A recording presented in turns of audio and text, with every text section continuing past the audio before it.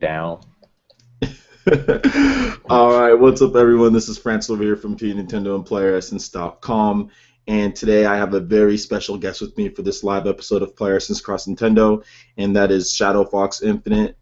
He has a fantastic channel. If you haven't checked it out, definitely look up Shadow Fox Infinite and subscribe to his channel. Watch his videos. The man is an amazing tech expert. I would say he's probably, especially in this community and here in YouTube, he probably has the biggest knowledge of tech and when it comes down to it. And that's the reason why I brought him on here, because I wanted him to talk about some of the stuff when it comes into the confusion with the Wii U and as far as what Nintendo does with their tech, and also some of the rumors and what we've heard about Nintendo's next generation machines, or the lack thereof details and stuff like that, because it's still very early and there's not really anything confirmed. But anyway, Shadow Fox Infinite, how you doing today, man? Hey, how you doing? Thank you for allowing me on the cast, man. I appreciate it. No problem at all. So, Shadow Fox, can you give people just a brief history, kind of your expertise and what you do in technology, and basically why anybody should listen to what you have to say today? Okay. Um, I've been following tech since probably the Apple IIe, so I'm kind of real old school when it comes to that kind of stuff. All the way back down to basic line 10, line 20, that kind of stuff. To the point where you could program your own game. So I think the first batch of code I did was my own clone of Moon Patrol. So that was way back in I guess like 80, 88, 89. But ever since then, I've kind of fixated on computer games and things like that, and I kind of stayed in the industry. I found my way to doing it for the university I went to for quite a while, and did quite a few things there on the networking and information management side. And then I ended up doing it full time for a government entity. So um, I'm well versed in the background with regards to um, interconnects and different types of LSIs and stuff like that. So um, haven't really worked in the fab, and a lot of people on YouTube tend to act like they work in the fab, but there are certain things that you can look for. What's a fab? Can you clarify what a fab is? Basically, a fab would be like a literally a manufacturing plant for semiconductors and microprocessors. Okay. So for an Intel chip, the guys with the masks on, with the big wafers of chips, things like that. Those are the guys that will be able to basically tell by sight what certain things are because they see them on the micro and the physical level day in and day out. Hmm. Where some people that like to be armchair experts think they can just do it by eyeballing it, and it takes a lot more detail than that. But some things I've seen over time, just being familiar with them and being in the scene quite a bit, I kind of lent a lot of my information out because I see a lot of misinformation on the internet. So I Yeah. decided to create my channel basically like the people that want to be the armchair tech experts, leave that to the people that really know what they're talking about and just enjoy your video games, man. And Mm. that's basically what it is. I've done everything from Linux and Unix, low level, um, I won't say coding, but I would say command line environment stuff. Obviously, I'm a Mac guy, but I also use Windows on a daily basis because that's the go-to for work and things like that. Even though it's being managed by Macs for the most part on the big end, Hmm. whether they know it or not. But that's just kind of I'm a well-rounded guy, and everything to the networking side. At some point, I'm going to do a video about networking and how to have a wireless setup as good as or better than the one I have here, where I'm able to play games online with no lag whatsoever, and every component I have is wireless in my house. So Mm. I it see. just one of those things where if you start thinking about things theoretically, and if what you think about theoretically is well over what you want to do realistically, then things can happen. So and if you take that same logic, that approach also applies to the way Nintendo and other people make their hardware for the things that they want to do.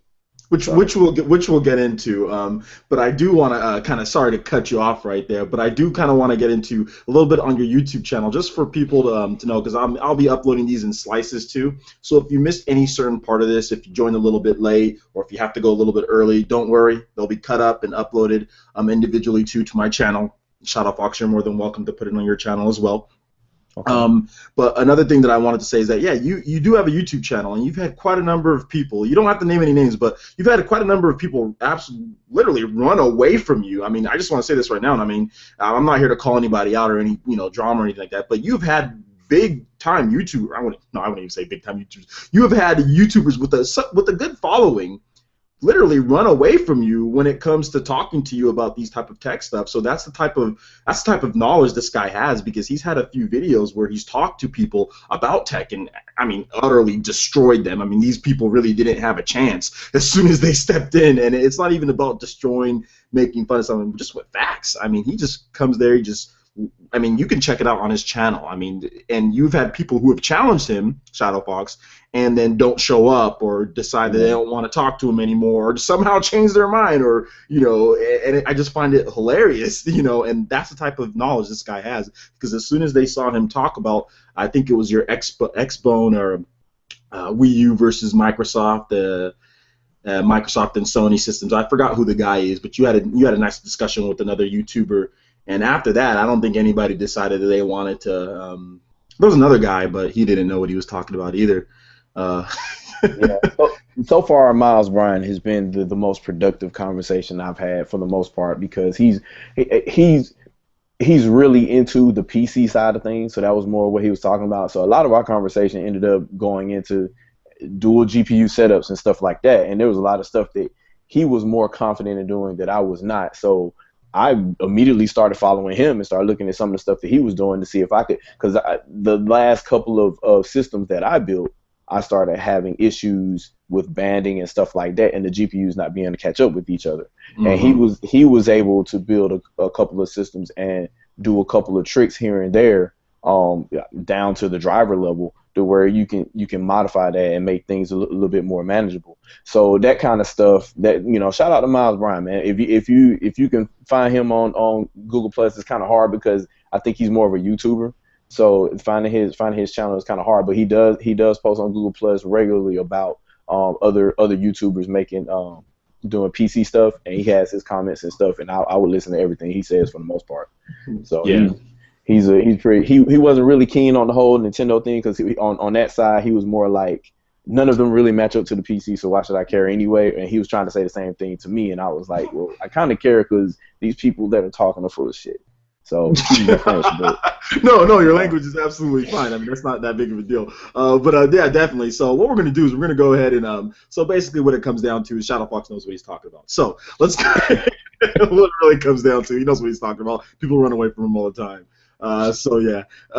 So what we're going to do is we're going to move on to we're going to talk about the Wii U right at this point, because this is probably the biggest I would say misconceptions there are about the Wii U and what it specs, which is, I guess, somewhat rightfully so, because there is a little bit of mystery shrouded, and Nintendo isn't completely forthright with everything, at least from what I've heard, with their specifications on the Wii U. So what is your just raw opinion, not even talk about tech specs, because we've all seen the Wii U's, GPU, whatever's on paper, what are your raw and honest opinions about Nintendo's technical specifications right at this point versus the competition, which is last generation machines and current generation machines? So PS3, Xbox 360, and PS4, Xbox One. What's just your raw opinions on the system itself? My raw opinion is everybody needs to quit calling it a 7th generation console. It is truly next generation. Okay. Why is it next generation? It is next generation because it is leaps and bounds beyond anything the Xbox 360 or 360 could Xbox 360 or PS3 could manage doing.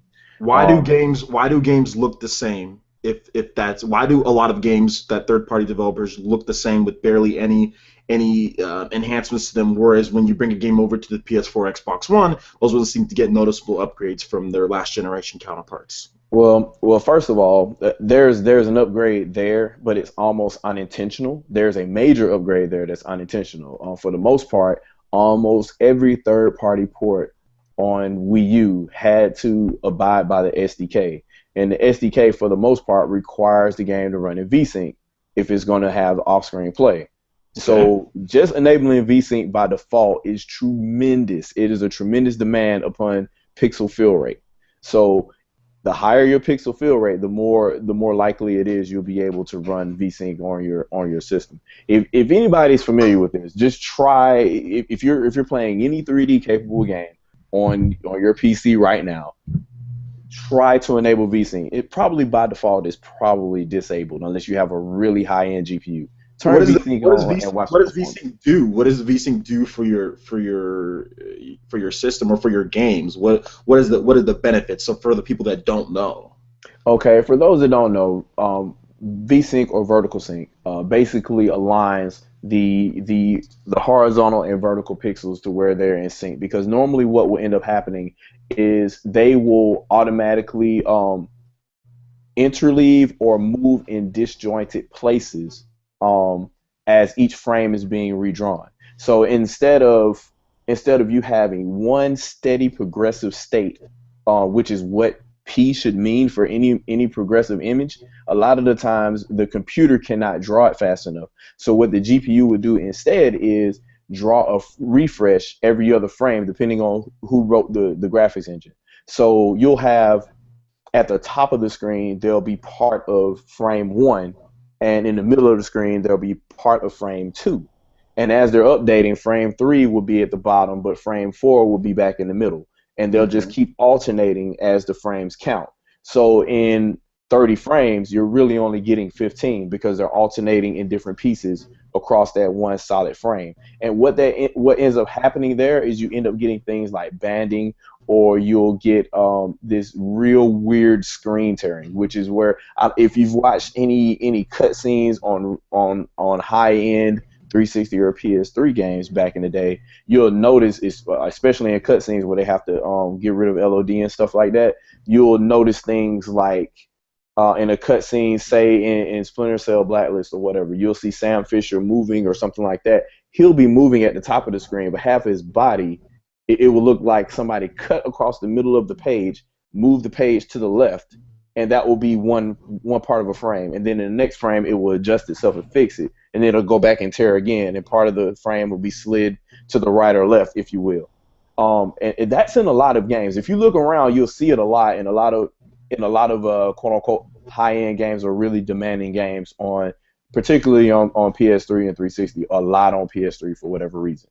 Can I ask a quick question in between that? Does this VSync is VSync being enabled? Is it enabled on PS4 and Xbox One games for the most part? Not by default, no. There's a lot of PS4 games that do it too. So if you look at games like Watch Dogs and things like that, it's really bad on those too. They jump around quite a bit. Yes, they jump around quite a bit. So what on the PS4, VSync is there, but it's adaptive, which means that in scenes where the PS4 is running closer to 60 frames per second, then it'll be enabled. But when it's starting to dial down to the 40s and things like that, that's when you start to see the screen tearing. Whereas on Wii U, it's there all the time. I mean, granted, they may have to make sacrifices, but it's there all the time. It's there all the time with every single game that's been released on the system so far? I think there's only 2 or 3. There's a handful of games. I think one of the 2 Batman games didn't have it, and I think it was Origins that didn't have it. And there was another third-party game, I think, that had a really bad screen tearing too. But other than that, there's very few games. And all of Nintendo games. On all of Nintendo's first-party games, all have that enabled. Yes. Okay. So overall, what you're saying as far as the specifications, just to kind of sum up your thoughts on it, you feel that the Wii U at this point, the Wii U specifications are really good. You feel that they're solid enough to be considered a current generation machine along with the PS4 and Xbox One. I do. It has more than enough VRAM to draw a 1080p frame buffer and then some. You really only need a little bit more than 16 megabytes, and the Wii U has 32 of EDRAM that's really, really fast. So, which is the same case for the Xbox One, if you will, because they have 32 megabytes of ESRAM. So that's basically how they draw their frame buffers, and the PS4 has to take it all out of GDDR5 and deal with the latency on that end. But if their frame buffer is way bigger, because they could just make a real big one, and that way the issues as far as frame buffer don't really show as much on that system, which is kind of a give and take situation. And they actually thought about having EDRAM or something like that for their VRAM at one point in time when they were doing the talk about it, but they kind of looked at the pluses and minuses for it and decided to say the hell with it and just go with GDDR5 for everything. So Yeah. it basically what you're looking at is Wii U is a power architecture Xbox One for the most part. If you look at it, there's a newer power architecture there. A lot of people, and even Marcan was trying to say that it's basically the same architecture. It's Wii with three cores, and I'm like, it's not multi-core. It's not possible. If they added extra hooks in it, why did they waste that money instead of making a brand new chip? And the caches are much greater. So not only that, they aren't the caches are not how can I say this? They aren't synchronous. So one CPU core has a lot more cache. I guess the main CPU core has a lot more cache than the other two. So that isn't something that is normal, and it definitely isn't part of the original Power PC architecture design. And Nintendo seems to be going out of the way to mention that this is not a Power PC chip, because they specifically mentioned on the checklist on the Wii, comparing the Wii U to the Wii. They specifically mentioned, they finally admitted that Wii was Power PC, because when Wii first came out, they just said Power Architecture for it. Now they're specifically saying the Wii CPU is Power PC and that the Wii U CPU is a Power Architecture multi-core design. So Okay. it's obviously something that really hasn't been shown before. And even when you try to look at it, when they try to show the die shots and things like that, there's a lot of extra silicon there that's unaccounted for. hmm So So yeah, that's kind of how you feel on there. And a lot of people probably fall in my camp, which is I have some general little bit of knowledge on it, but really I don't really have much on it. And I just look at the games, and that's one of the things. Like when I first saw, I saw Smash Bros back last year at E3. I got to play it, hands on, and I was like, this is amazing. And it was just running so fluidly. Like I look at it and I compare it to a game like PlayStation All Stars, and it looked better than PlayStation All Stars at E3 last year. And I knew yeah, the and it final was early. product. Yeah, and it didn't. I mean, and they touched it up from what it was at E3 compared to it was released. And like you look at it, launch Smash Bros. The first thing that when you look at Smash Bros. Is like, man, this looks amazing, and it looks like a considerable jump over what would like PlayStation All Stars, which was on the PS3 it was 60 frames per second, but it doesn't look anywhere near as good. So I mean that's the type of thing where I'm looking at comparing systems. I mean that's just my opinion. I look at kind of like the games that really have the time put into it. And I think a lot of people say, well, why isn't everything 1080p? But you just kind of explained, hey, that's the. I mean, it has more than able, like more than enough. What'd you say, like ERAM or SE? I Yeah, forgot what you said. DRAM. Yeah, Yeah, ERAM to do embedded. that. Yeah, so I mean, it's one of those things where it's like, I just think it also takes time to do something like that, and like your budget, isn't that also a factor into a game having like how much time they have and how much their budget can be allocated to stuff like that? Yeah, that's why you don't see a lot of these games having equal or better performance on Wii U for the most part. The only thing you would get is the free VSync for the most part. hmm Because a lot of these for the most part, people know that developing for a Nintendo platform, if your game isn't like extra stellar or something special, it's not going to sell well on that platform because you have to compete with Nintendo. Developers have gone on record to say this enough. Yeah. So that causes problem number one, which means that the budget is going to be small because they think they're not going to get that much return. So the development team is going to be really small, to the point where some developers have gone on record and say development didn't start until well after the game was announced for Wii U, or closer to like or in the situation with Watch Dogs for Wii U. I have reason to believe, I don't have all the information, but I have reason to believe from a couple of tweets that Watch Dogs Wii U development didn't start until the beginning of this year. Oh, I'm sorry, last year, 2014. So and their development teams are so small, they had to, well, for the Wii U team, it's so small, they had to wait for the Watch Dogs release to come out on all the other platforms and PS3 and 360, so they could then focus on that version, get help porting the Wii U version over.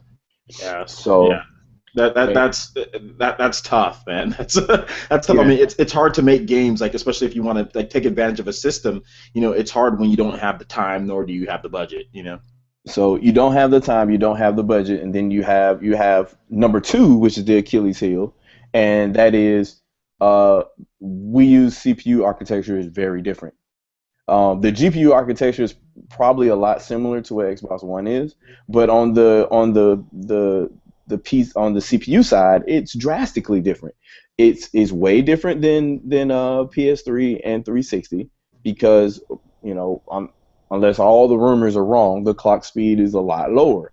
However, the performance is there because the cache is greater, so the instructions per clock are higher. So you basically have to rewrite all your PowerPC code if you're going to port that over. Or you have to port down from whatever the x86 code is, which means that you have to use some kind of converter to take everything from the little Indian side to the big Indian side, so the CPU can understand it on the instruction layer. So it's kind of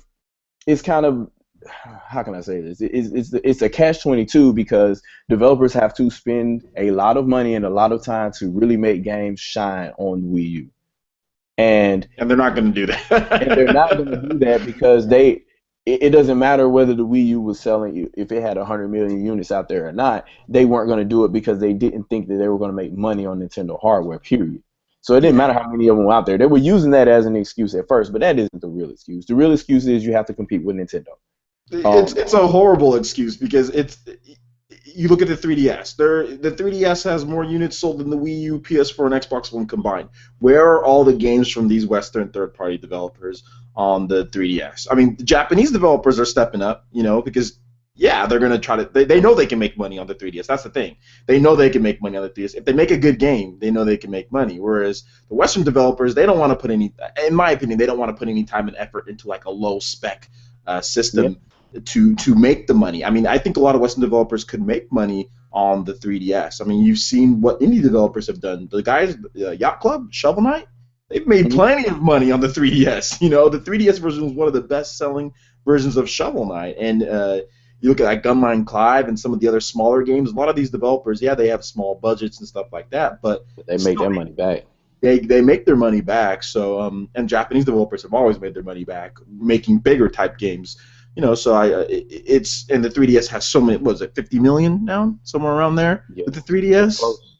Yeah, pretty close. So I mean, what did EA say? EA said, "Oh well, we don't know if the system's going to be around for the next couple of years. We're trying to make games for systems that are going to be around for a while." And it's just like, what? They said that like 2 years, like a year or two ago. I'm like, you got to be kidding me, So it's not like even if the Wii U had a ton of units, like the developers would be.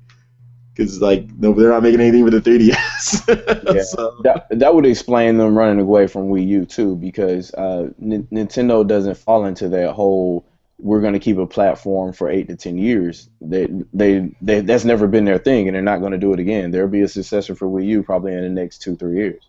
Yeah, definitely within the next 2 or 3 years. So speaking of successor to the Wii U, I do want to talk about a rumor that broke out actually last year, about a year ago this time, actually. Going up on the anniversary, basically. And that was over at Gaming Realm. And that was Shokyo. A lot of you guys probably, anybody who's watching this now probably knows who he is. I'm not sure if he's still making videos or not anymore. But I haven't really seen him around. Yeah, I haven't seen him around, but he's probably just got tired of all the BS, to be honest. But yeah, Shokyo actually wrote this up, and this is his rumor from Gaming Realm. And I want to talk to you about it. I'm going to run down these specs, and I want you to give me your honest opinion before you even think it's real or not. Remember, take this with a grain of salt. This is not the real specifications for Nintendo's next-generation systems. This is not something that's confirmed. I just want to get a tech expert's opinion on these specs and how it stacks up power-wise to what we have right now and what could come in the future. So just take it like that. We're just going to hear it from a tech expert. So apparently there's the Fusion machine, which we've all know about this Fusion machine, where it's going to be a console and it's going to be a portable, and they're going to basically be similar architecture, share games, stuff like that. So I'm going to go over the portable side, so the Fusion DS, and I'm going to go ahead and run down the specs with you, and I'll let you talk about that first, okay? Then we'll go into the console side, all right? So the CPU is a ARM V8A Cortex A53 GPU custom Adreno 420 based AMD GPU. The COM memory is 3 gigabytes LPDDR3, 2 gigabytes. Oh, sorry, ARM V8 Cortex. Is that what you're saying? Yeah. Okay. Now I was trying to figure out which Cortex core is it. What is it? Is it Cortex A15 or? It says right here what it says. It says ARM V8 ARM V8A, and this just says dash A, and then there's a space. It looks like a Cortex dash A53 GPU. That's what it says on here. I'll go ahead and I'll put that in the chat for you too, so you can. I'll lay it all out right here, so you can just have a you can have something you can look at too. But let me see here. All right, I'm gonna go back to here. Let me get that to you right now. So we'll just go ahead and get that. No problem. And there we go. So you have it there, just in case because I'm fumbling up because I don't know any of this stuff. All right. Oh, no, so next we're gonna move on to the COM memory, which is 3 gigabytes of LPDDR3, 2 gigabytes for the games, 1 gigabyte for the OS. Mm-hmm. Next we have 2 130mm DVGA 960 by 640 captive touchscreen? Yeah, capacitive touchscreen. Okay, there, capacitive touchscreen. Slide-out design with custom swivel tilt hinge. Upper screen made of Gorilla Glass. Is that like Gorilla Glue or no? Well, yeah, Gorilla. I'm joking. I'm joking. Yeah, I was gonna say like that with the Android phones were made of. I'm being a stupid dude right now. Okay, and it comes with a magnetic cover, low end vibration for gameplay and app alerts, 2 motorized circle pads for haptic feedback, thumbprint security scanner with pulse sensing feedback, 2 1-megapixel stereoscopic cameras, multi-array microphone, ABXY, D-pad, LR12 buttons, 3-axis tuning for gyroscope, 3-axis accelerometer, magnometer, NFC reader, 3G chip with GPS location, Bluetooth version 4. BLE command node used to interface with Bluetooth devices such as cell phones, tablets, etc. 16 gigabytes of internal flash storage, possible future unit with 32 gigabytes, Nintendo 3DS card slot, so backwards compatibility. That might be important, right, when it comes to tech. SDHC, holographic enhanced card slot up to 120 gigabyte limit, mini USB, and a 3300 mAh lithium battery. So yeah, milliamp hour battery. So it's okay, pretty long. Sorry about that. Oh no, you're fine. You read it as you see it, so it's yeah. What your thoughts, opinions? Is this thing, first of all, is this thing even feasible? Is it feasible? Can this happen with these specs? I don't follow the Adreno. I guess it's more of kind of like how the Pico GPUs were. They're a little bit more specified for things like ATMs and stuff like that. But so 3 gigs of low profile DDR3, I guess is what they were trying to say, and that's kind of for a mobile device. You're talking about there's still going to be a lot of power draw on the inside, so I don't know how that will work in that situation. It could be nice. I guess it'll depend on what's going on. A 960 by 640 display, 2 of them the exact same size. I think that kind of defeats the purpose of the DS. The whole point was one of them was a different size, so you knew which one was the touchscreen. But I guess they're trying to say that both of them are going to be capacitive touch because it says 2 times, I guess, 2 times 130 millimeters DVGA. Yeah, two 130 millimeters DVGA. Yeah. 960. And can you the 960 by 640? That's not full HD quality. No, no, they're all both. How can I say this? It's a little bit more than the Wii's widescreen resolution. So a little bit more than that. Nothing too demanding. And there's obviously there's phones and tablets out there that display a lot more at one point in time. So you're talking about close to close to 900p if you add both of these resolutions together. As far as the amount of pixels they have to display, I'll have to check the math, but I think it's just over 1 million pixels per frame. So not too much, really. So And what's your take on the gigabytes as far as the memory? Is that more than enough for gaming and all that stuff? Is that that's more enough for mobile games. It's actually overkill in my opinion, but really overkill? yeah, because if you're these mobile devices, these phones and things like that, they're doing so much multitasking now to where they're starting to, especially on the Android side, they're being forced to have more memory. If you're dedicated to gaming, which is what Nintendo does best, you don't really need to go extra high end when it comes to memory, especially if your GPU and CPU are high end enough to where they have good memory management or they have large caches and things like that, where they don't have to depend on a whole bunch of memory rights. Especially if they can get something that's a little bit lower latency for a cheaper price. If you get what I'm saying, because video games are built on loops, right? There's a lot of successive loops and a lot of going back and forth doing the same thing over and over again. It's not, hey, let's load this entire game, let it load, and then we'll be able to just run that whole game off that one memory right. It's a whole bunch of really small memory rights going over and over again because you're doing a subroutine, and the whole point of doing a subroutine is it's going to repeat. So it how can I say this? I don't really think that going for the biggest specs per se on a computer or a smartphone end is probably the best route of going for a dedicated portable device, unless they plan on making it a little bit more of a multifunction device than the 3DS was. If they want to make it multifunction like how the Wii U gamepad is, and it ties into this OS, it has all this extra stuff, and it's got all this voice chat and video chat and things like that, and all that stuff running concurrently, then possibly. But then again, the 1 GB for the OS takes care of that. So you don't really need 2 GB for games, in my opinion. I don't. If games are really the only function, and when they're running games, it's focused on just using whatever dedicated memory there is. You probably could get away with 512 megs. To be honest with you, because it's for something that small and it's not really drawing that much. You don't really need it on the bandwidth front. You really don't, and you don't need it for the frame buffer either. So I see. Okay. So, yeah. I mean, that makes perfect sense there. So what I do want to do is I kind of want to move on to the Fusion Terminal, which is what the rumor states, would be the Nintendo's successor to the Wii U. And I put the actual, do you see it here? I put it in the chat for you just in case I mess up, because I probably will.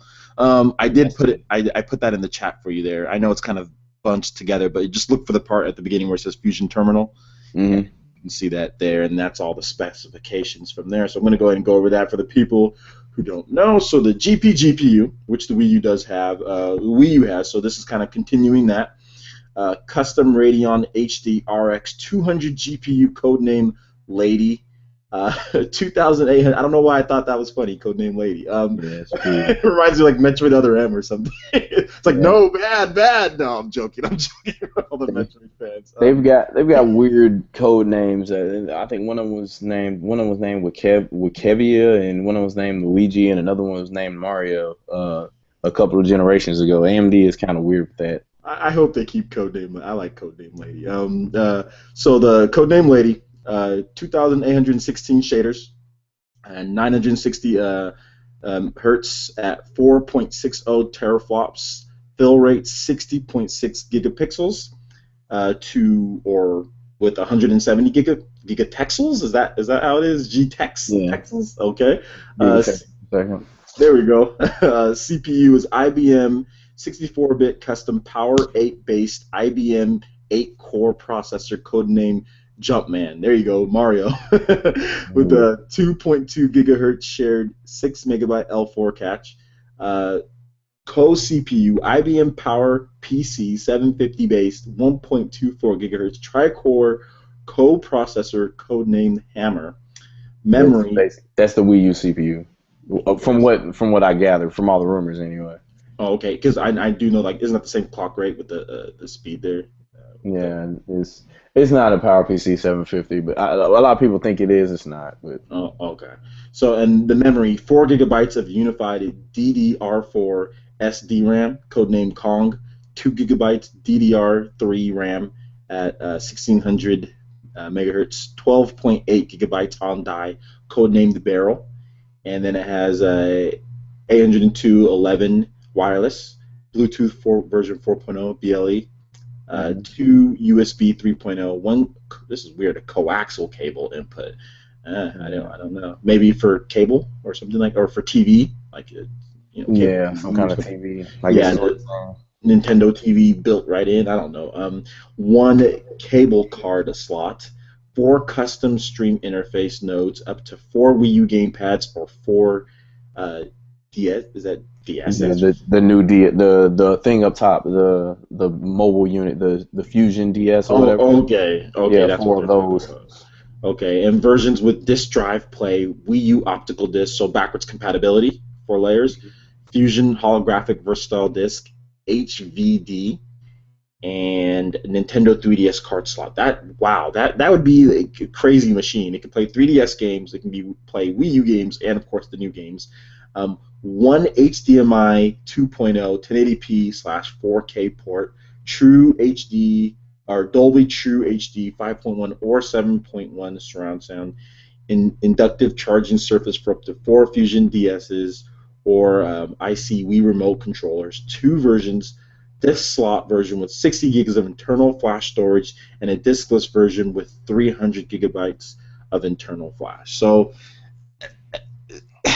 this is, I don't even know what to think. When I first read this, first of all, I don't know text. I was like, "What?" And then my first thought that came to my mind was, "Well, is it more powerful than what we got now?" So, Yeah, is it more powerful than what we got now? yeah, Shadow. it's kind of overkill. So Wait a minute, overkill? You're kidding me, right? yeah, Overkill? you're talking about a server grade CPU for the most part. A 8 core server grade CPU at what did they say Jumpman was? Two 2.2 gigahertz, two right? point two So gigahertz, 6 megabytes of L4 cache, whatever that means. right now, if I took, unless there are significant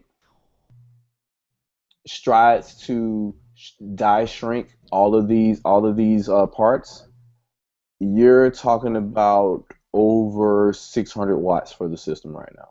Just 600 watts. The Wii U yeah. is nowhere near that. No, the Wii U max out at 75. Like it runs games at like anywhere between 20 to 45. Yeah, my energy bill is very nice because of the Wii U. Like it's. I remember the Yeah. PS4 and Xbox One; those were, or not PS4. Those are power hogs. But I know PS3 and Xbox 60, my energy bill would be quite high having both of those systems. Uh, And, in and and on. it's quiet unless you're using a disc. The disc drive is louder than any of the fans. So Yeah. it's uh, uh it, nah, man. There's no way.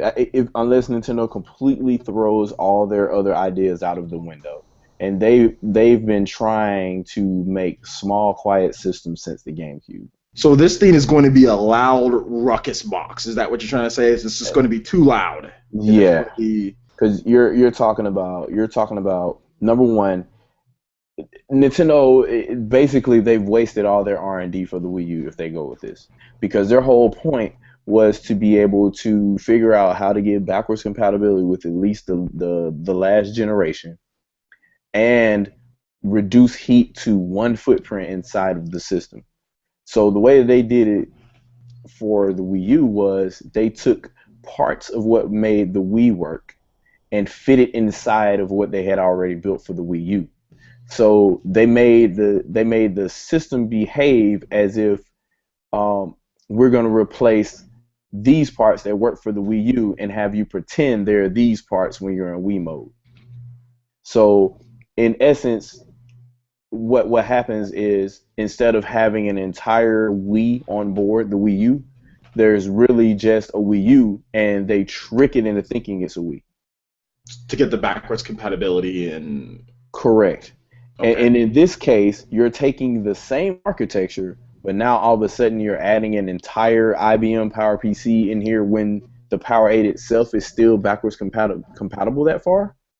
That doesn't make any sense to me at all. So why put a second CPU in there unless it's for a specific function, like how the PS4 has its dedicated CPU in there for doing networking tasks and stuff like that, and like how the Wii U has an ARM core for running the OS. But what, I want to ask a question. I have to cut you off to ask a question, which I've been doing a lot because I No, that's ask fine. questions.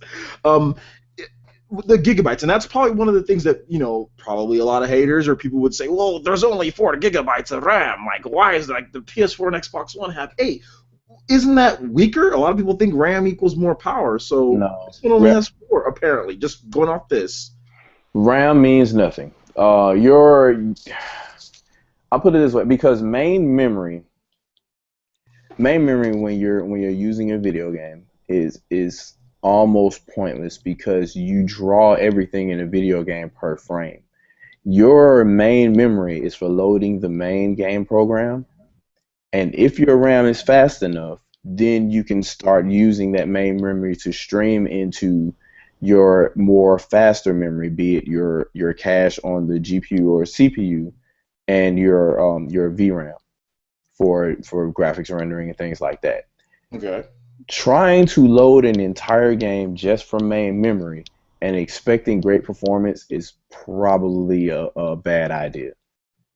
Even if you took the GameCube into account, in which the main memory was just as fast as the VRAM on it because it was all 1TS RAM, um, that was still a bad idea because the 1TS RAM in the main memory was all the way on another part of the motherboard. So you were going to get latency because of the north bridge and the south bridge would have to communicate with each other, and there was a limit between the bandwidth going between them.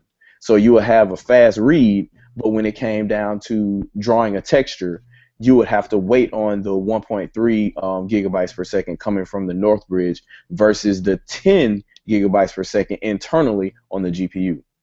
So you're going to be bottlenecked by the memory controller versus having stuff right next to where the GPU is. And the way Nintendo has been designing their graphics cards for the past 3 generations, they optimize over having VRAM really close to where the GPU is for really successive writes, for scratch pad stuff, for texture writes and texture reads. So, and they really want that stuff to be really fast. They want the bandwidth to be really, really high on the inside. They could care less what everything else is on the outside, which is why some people kind of found they were trying to find whether or not the DDR3 in the Wii U was as slow as it is or not. And at the end of the day, even if it was as slow as 12.8 gigabytes per second or whatever, that still really doesn't matter because internally in the GPU, the EDRAM is so freaking fast. It doesn't even make any sense to even try to draw everything all the way over to the GPU. Okay, can I ask you a question with based on this, based on these specifications? Compare, like, as far as if Nintendo did it, you say basically this isn't going to happen. It seems like the Fusion DS seemed like a more possible thing than this, but if Nintendo was to make a specifications, let's say it's not like this, but it's around whatever the power this is, and they make it a little bit more power efficient, maybe it's a little bit weaker, whatever. You know, would third-party developers be interested?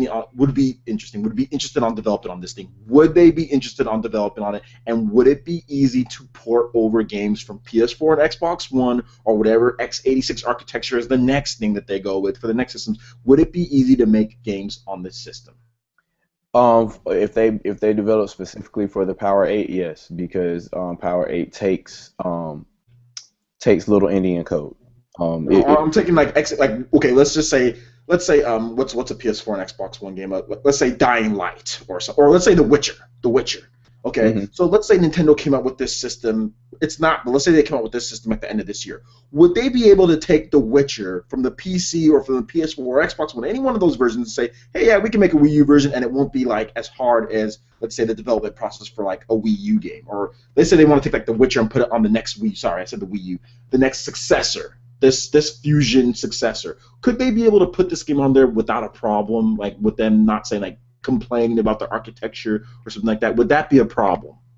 It wouldn't be because one core of a Power 8 CPU is at least 4 times more powerful than the x86 tablet CPUs in the Xbox One and the PS4.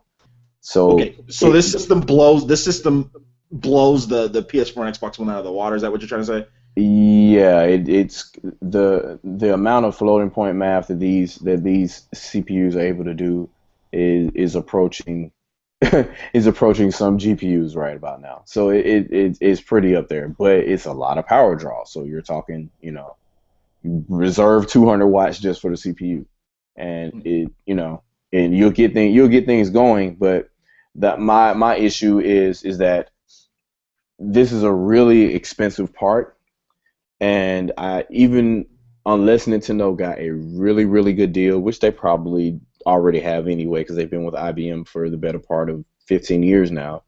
Um, it's still almost like not worth it for a video game console because yeah, I've already mentioned the power requirement, and even if they die shrink it down to 22 nanometers, you're still talking at least 100 watts just for the CPU.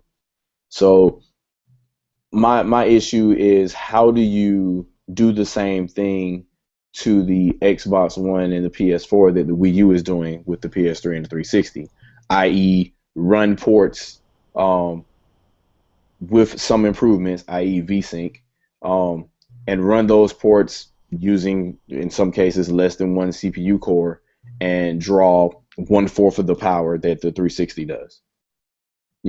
How do you have the same or better performance at way lower wattage? And that's what Nintendo's about. And the Power 8 architecture is not going to do that at all. Okay, Um, so you don't feel that this system is? I mean, it'd be hard for me to think all of this is like how much how much would this system cost? Just generally speaking. I'm looking right now, just on the parts right now. You're talking about a power a four. What did he say? 4 cores, right? No, eight core processor. 8 core. So 8 cores, 2.2 gigahertz. Yeah. It's like with a discount, that's like 2 grand right there. Um, so obviously, What? You're kidding me, right? no, I'm kind of serious. So Said with a discount too. yeah, it's I'm sorry. I don't know why I thought that was so funny when you said that. unless they've gone down a lot. I can do some more. I can do some more searching here, but for some prices. But the last time you were able to get some, they were you would have to buy them as a part dump from a Power 8 mainframe, and they were not cheap. Basically, you have to sign up and apply for ordering a CPU, if you will, through IBM. So it's not something that you could just directly buy. The system themselves you can, and they're not cheap. Let me ask you a question. So, if Satoru Iwata came out on stage at E3 2017 and said, "Please understand, we need you to have a couple jobs, get another job, work more hours to buy this system," that wouldn't be a problem? Would that be a problem for you? Like how Sony said, "We hope people get another job, work more hours." So is that what Yeah. people are going to have to do to buy this next Nintendo system? They're going to have to get another job, basically, if it turns out like this. Well, I put it this way: one one 6 core um one 6 core Power 8 CPU, right? One system, a power system. Um, just scrubbing through some of IBM's pages right now, you can get a 6 core Power 8 CPU Mm-hmm. That goes up to 1 terabyte of RAM. Obviously, it only comes with like maybe 8 gigs or something like that, and then you max it out however you want with the back plane and all this other kind of stuff. That one, we're talking about a 2U rack, so it's not even really that big. I don't know if you're familiar with how server racks are laid out and things like that, but they're made in nodes and how many basically how much rack space they take up. So you're talking Mm-hmm. about a really small amount of rack space that they're taking up. And this device is $10,948.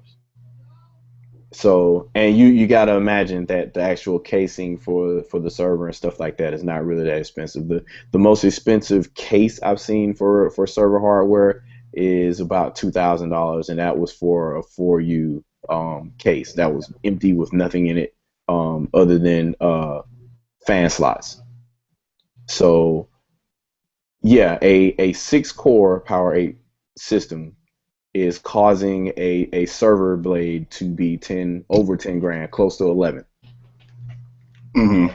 And this is on a basically a closeout page for IBM. This isn't even one of their higher end ones. I mean, they've got some north of 4U one is 21 grand. So they're not they're not cheap at all. And like I said, the power draw is insane on them too. They're up there. So it, it goes against their mantra, and it will be really expensive. Now, granted, Nintendo has a lot of money. They could obviously afford to foot the bill for whatever it would be, and they would just post those losses and call it a day, and they'll more than make their money back over time once they start getting the chips smaller, or they get the manufacturing costs down by manufacturing enough of them. It's just that's way that's just way too expensive. So the closest, let's see, the cheapest price I've seen for one for was for a 3.5 gigahertz one, and that was about $7,600, and that was in 2013. So Power 8 is really expensive. It's really expensive. So you got to imagine that at some point, uh, Nintendo, Microsoft, or Sony has figured out a way to be able to mass produce these things for no more than $99 a head. Mm-hmm. How do you get a $7,000 chip to be $99 a head so you can mass produce them? So that's what we're looking at here, and I don't want to be the Debbie Downer, but obviously somebody No, wants you're to make not money being at the a end of the Debbie day. Downer. I mean, I think most people, there's no way at this point. I mean, it's hard to believe that somebody would be able to have like the specs locked down at this point, you know. Yeah, And they're still probably doing. I mean, they just combined their mobile, their 3DS or their mobile division with their hardware, with their console base, you know. So they're still probably thinking of ideas. So I mean, to have anything locked down at this point, maybe targets. You know, maybe they have like a certain target, and then maybe like, hey, this is what we're trying to shoot for, you know, but yeah, and make it work. But yeah, I think you gave a lot of interesting discussion and insight. I mean, a lot of the stuff that you said is it really sheds a lot of light to like what's going on. But it seems like from what I gather, it seems like you said like the Fusion portable is somewhat feasible. yeah. Um, It just the RAM just seems really overkill, but yeah, that's the only issue I have with it. but the console is like no way that can't be the specifications or anywhere No, near that. Do you think no. that the next PlayStation and the next Xbox will be anywhere near those specifications? No, they're going to stay the x86 side probably since they already spent the money to make that jump. How about So power wise? Power wise, will it be more than what that is or I, less? What do you to think? be honest with you, I think they're kind of feeling what Nintendo is doing. They're just going to do it with the Intel side. That's what they're doing now. The CPUs are way lower powered than anything comparatively that they did last generation. Last generation, when the Xbox 360 first came out, that CPU pretty much it was pretty much almost king of the hill with a lot of other CPUs that were out at the time.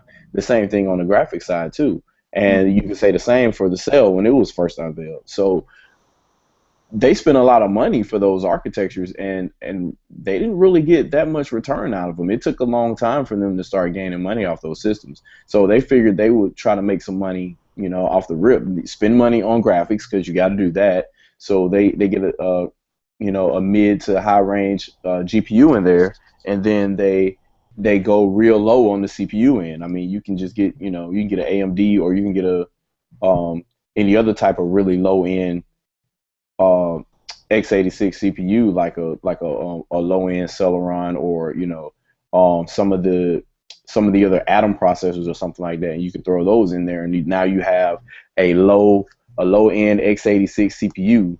You can stack them as many times as you want to create as many cores, if you will, and time to whatever memory controller you want to time to.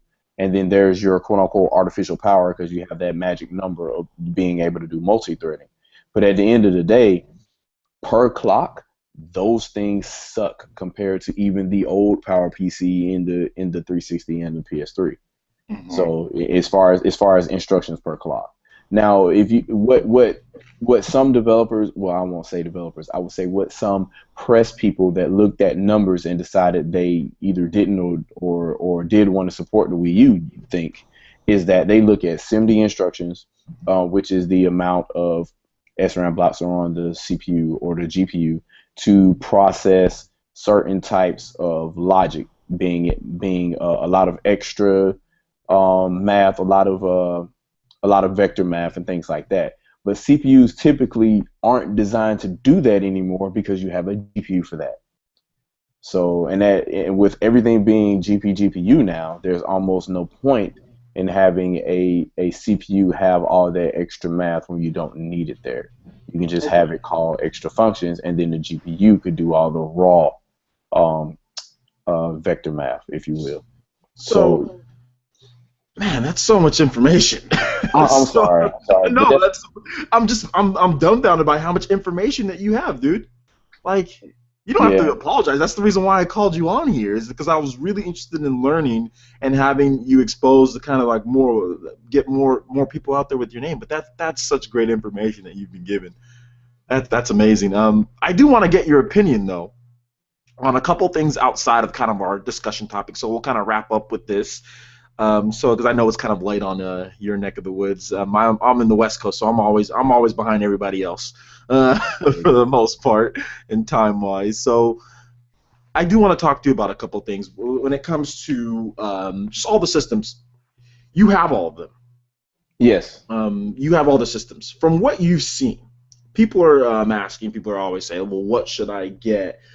When it comes down to it, for you, what system do you feel offers from a technical perspective? Because you are a tech guy, I'm pretty sure you like graphics just like everybody else, From a technical perspective, from a price point perspective, and from a game selection, what do you feel is the system is that you feel is the best at this point? From all sides, like combined, an overall value. The overall value, this is going to sound biased, but it is going to be Wii U. Now, I'm a Killer Instinct fanboy by trade, so everything is telling me to say Xbox One, but there's nothing on those other two platforms that has made me think that their technology can be used for applications outside of gaming or while you're gaming to their fullest. I'm trying to figure out how 8 CPU cores made Resogun what it was. It didn't. I'm trying to figure out how it made Infamous what it was. It didn't. Nobody really took advantage of any of that. They just kind of tapped on what was there on the GPU side, threw shaders at it, and called it a day. It's expensive too, right? To try to get all of that out of there, wouldn't your game have to have a pretty sizable development budget to be able to really take advantage of all that? Or yeah, and unfortunately, the same holds true for Wii U, unless you're doing indie games, like Agreed. And it depends on how you use it too. Like I hear a lot of people, coming up with different excuses and saying, well, it can't do this and it can't do that, and I'm like, well, yeah, it can. I put a post up on Google Plus not too long ago, and I surprised a lot of people because I said, hey, I am streaming Guardians of the Galaxy to my TV in the living room so the family could watch the movie. And they're like, how are you able to do that? I'm like, video streamer. I'm like, this has been part of the browser since 2013, but nobody knew it. And I'm like, it's a HTML5 browser. You can write a HTML5 app for it. Somebody else already did. I just downloaded it, and you can have it serve up files from whatever hard drive space you have on any computer in your house.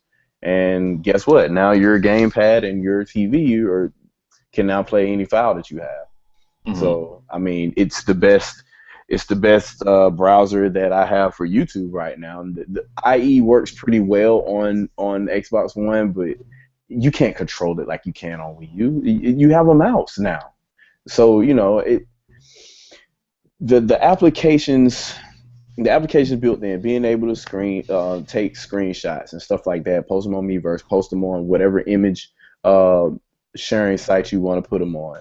Being able to do things like, you know, you could do video chat or whatever. Granted, it's from Wii U user to Wii U user, but you can do things like that if you want to. There's voice chat in games that actually support it. The system is able to do whatever any of the other platforms do. So the only thing is missing is game capture, and we got a little taste of that in Mario Kart. So obviously, it can be done on the software side. It just depends. It depends on what implementation people want to use. And okay, in my opinion, at the time, it did game capture better than what the Xbox One was doing. And right after that, for whatever reason, it wasn't even working on my Xbox One, and it's still broken right now. It just doesn't work. Works well on the PS4, but very, very interesting, because you know I'm looking. I swear I'm looking. People will obviously easily paint me as biased and whatever. You know, I don't really care what people paint me as, but I'm honestly looking for every reason to buy a PS4 or Xbox One. I am, honest to God, like I'm trying, and I just can't. I can't think of one game or one reason. Like I can't think of more games. It's like I want to buy one. I've been waiting. I'm like, well, what can come out? But then it's like you buy one, then you have to pay for online. So I think that's for me, as far as just to get my overall impression, it's like I don't like that you have to pay for online. Yeah. And the system is already expensive. You know, the systems are already $350 plus, and then you have to pay for online. And I had really bad experiences with online when I was when I had the Xbox 360, because I was in college, so I didn't always have time. You know, I was studying a lot when I was in college, and I didn't have time. So then my time would just be wasted away. I wish there was some way that you can purchase days. You know, and if you use the system on that day, then it accounts towards it. But if you don't, then you get to keep that day. You know what I'm saying? Like, if they did it like that, then I would be like, okay, cool, I'd be down. I still wouldn't be down. I don't like paying for online. I think it should be free because of Steam and because of Wii U and like 3DS. But if I had to, I like it. I would rather have it like that, because some months are going to be busier than other months. You know, especially, you know, a lot of us we're having kids, family. You know, you don't always have time to play video games. Exactly. And the fact that if you purchase Xbox Live or PSN, and you have to, and I don't like to use it. Yeah, like I don't like complaining about this, because like I haven't made any videos complaining about this too much, but I think that's, for me, the value proposition is like, well, I can play Smash Bros as much as I want online and not have to worry, like, you know, a year from now, don't gotta worry about it. I don't have to worry about buying a subscription and like being able having to play, because that's what I had to do. It's like it seemed like any time that like I got a game, like, okay, I have to play as much because my subscription runs out in this time, you know, or something like that. And you know, so that, I mean, for me, that's the value proposition and like what the games offer. And then Smash Bros for me is like the ultimate factor. Although, are there any upcoming games that you're really looking forward to on the PS4 and Xbox One and Wii U, just games in general? Yeah, because you know I like platinum games, so Scalebound I definitely want to. I want to play that. If it makes 2015. If it makes 2015. Other than that, it's whatever is next from the Infamous team. There's Uncharted. I kind of want to play that, but they're kind of making it like you don't even want to play these games because they're trying to sell them to you before they're even a fourth of being done. Pre-order bonus DLCs and stuff like that, and this DLCs and that DLCs. I remember Evolve had DLC the day they announced that there was like DLC, like, or it was like very shortly after. I've been hearing about Evolve's DLC like last year when they showed it off like early last year. Yeah, it's feeling really slimy, and I want to go ahead and get the Nintendo bias out of the way because it's like okay, so Xbox One, the games I would definitely recommend because you shouldn't be buying these platforms for features anyway. You should be buying them for games. So the Xbox One has some decent releases. I would say anybody that if you're already a Microsoft fan and you want an Xbox One, you might as well go ahead and jump ship right now and hop over. It's $350. You get you can play games like Dead Rising 3, which is a decent exclusive. You have God, I can't think of the name of the game. Yeah, Sunset Overdrive is what I was thinking about. The Halo Master Chief Collection. Now, granted, it has some issues with online or whatever, but the actual what they've actually done is pretty outstanding actually because they had basically remade like 4 games, so it's you can play through a lot of those games in their old glory all over again, and if you choose to, if you haven't, for anybody that hasn't played all 4 of those games, that's probably the best way to play them. And there's a bunch of stuff that multi-platform, all the indies and things like that. You have Killer Instinct, which is obviously my favorite, and I mean there's surprise games like like Dance Central too, and that kind of stuff makes me wonder because I'm like the Kinect could be a wonderful device if everybody knew how to use it and how to program for it. And it seems like it's only games like that really show how it's supposed to work. I don't know. I just don't think there's much you can do with there's voice commands and then there's like the dance, but really dance game seems to be the only thing. I mean, they tried to do like the gun shop type deal. It's just like air gun, type. I mean, I'm just not sure. Maybe if their original idea worked with peripherals, maybe it would be, better. I don't know. Yeah, because it could track a peripheral. So if you had like a fake plastic sword in your hand or something like that, that would work just fine.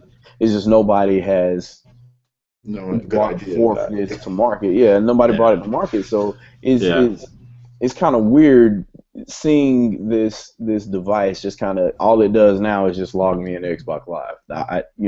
That's all I really use it for right now, and that's kind of sad. But it's there, and that's a good potential device. And for whatever reason, if you don't want to wear a headset, you could still use it for voice chat if you want to. It'll pick up everything in the room, but still, it'd be basically a WeChat. I don't know if you remember that, but WeChat for your Xbox. Oh yeah, I remember WeChat that I never used because like the only game that used it was like, well, there's a couple games. I think the Conduit 2 or the Conduit used it, or Conduit 1 used it. Yeah. Yeah, and then like Animal Crossing City Folk, and I don't play. I can't do Animal Crossing. I've tried. I just can't.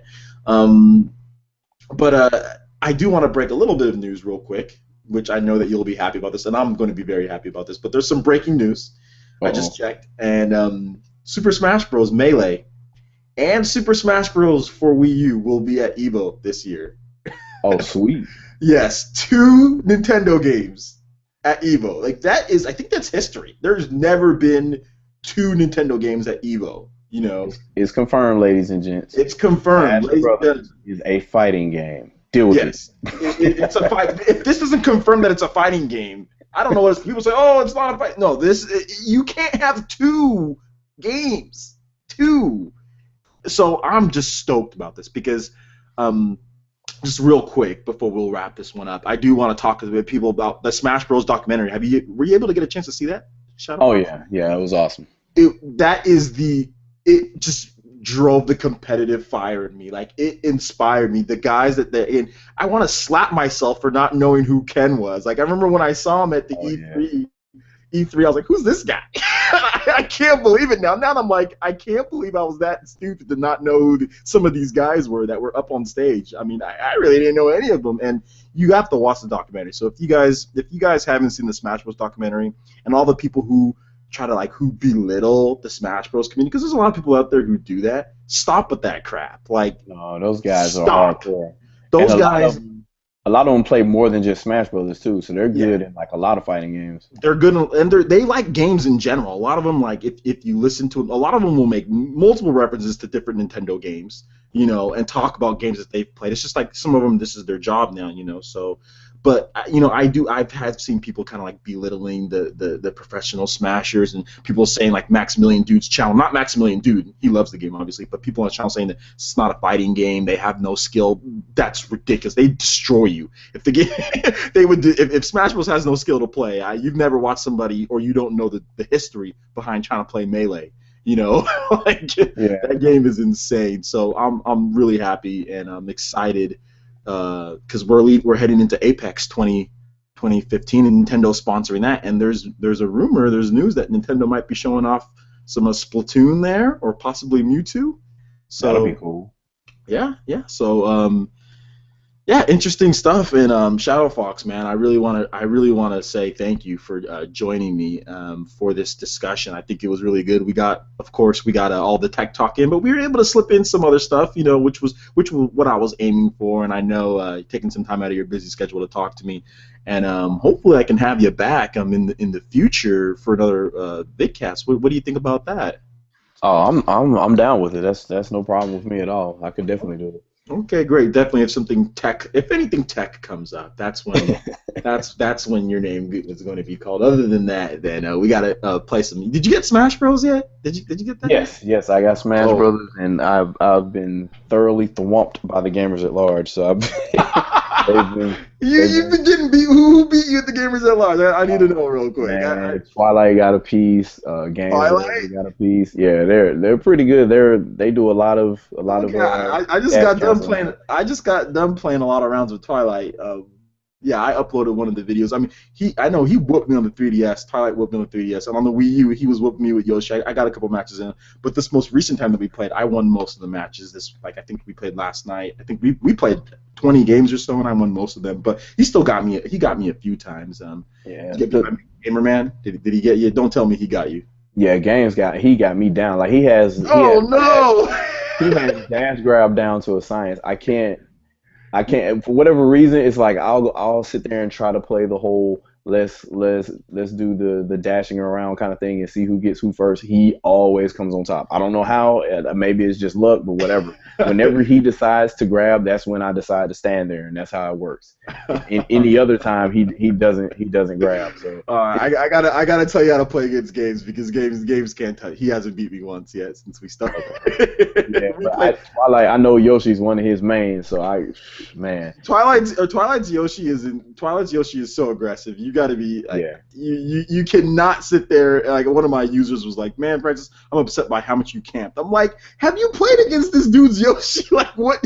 You ain't gonna win a fist fight against Yoshi up front. You know what I'm saying? Like, unless maybe like you're Captain Falcon. Yeah, I think I only beat him once, and I think he had Yoshi. I'm not really sure. I think, and the only thing is that he was knocking me in the air so much on a combo, and I was just like, I'm tired of this, and I did a back D air, and it was with Zero Suit Samus, and she has one that's very strong. Yeah. Her and Samus and regular Samus have one that's really strong, and for whatever reason. Yeah, that was enough to KO him. So that was, man. You got a little lucky when you played against Twilight. Yeah, I was like, man, when you do stuff like that, it's kind of by reaction. So you're just like, man, I'm done with this back there, and that does enough. And I was kind of just thinking it would knock him back enough so I could start a combo of my own, and he was done off that hit, and I was like, wow, okay. Okay. But, yeah, I that gotta was. show you a few things to play against games. I mean, he dodge rolls so much. I just punished his dodge rolling. So that's one thing that maybe I have the video saved. Maybe I'll upload it. You can just watch. But he's probably like, no, don't upload them, Francis. Yeah, I watched that. I play that game, and I'm like, you know what? That game has to be the most fun getting your butt whooped though, because I can play that game, and it's different every single time, and every time you play it, it's like something chaotic happens. Even if you don't play with items, something chaotic, something weird still happens. You can never have a match that's exactly the same. Like, I watch a lot of fighting games. Like, I watch Blaze Blue. My friend Andre, I don't know if he's a professional because he doesn't go and plays in tournaments, but he plays at Evo every year. And he's a pretty good Blaze Blue player. He gets like top 50 or whatever, top 30 in Blaze Blue. And a lot of the matches look kind of go the same. Like a lot of the matches really kind of go the same, and it's just but there's tons of variety in that game. But when you're playing Smash Bros, like so many different things, even without items. Like if you watch me in Twilight's matches, so many different things happened. Whether he got spikes sometimes, whether he didn't. It was so crazy. Whether like there was the off-stage game is a whole completely separate thing from the on-stage. So it's like. Yeah.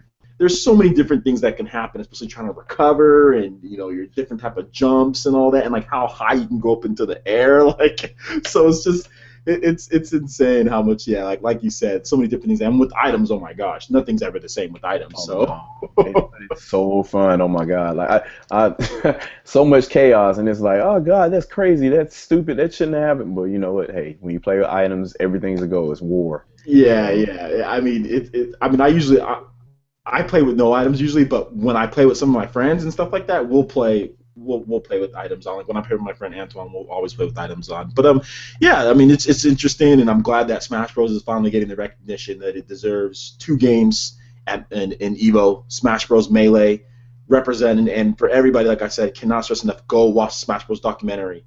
Go watch it. Good documentary. That is an amazing documentary. It profiles like basically the start of Smash Bros, the competitive scene, and it also goes over like the guys that started it, which was Ken and is it Aizen or Azen? I don't know how he says it. Azen, Chillin' Dude, Chudat, and these guys that started it and still play to this day. Actually some of them have made their comebacks. Ken and Azen and them, and Chillin' Dude is still playing. They're all part of pro, like Chillin' Dude and Chudat. They're all part of pro gaming teams now.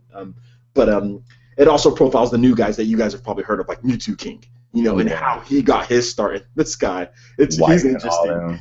Yeah, wife and husband, and who's the other? And it also profiles Mango, and who's the 2-time Melee champ? Is he not?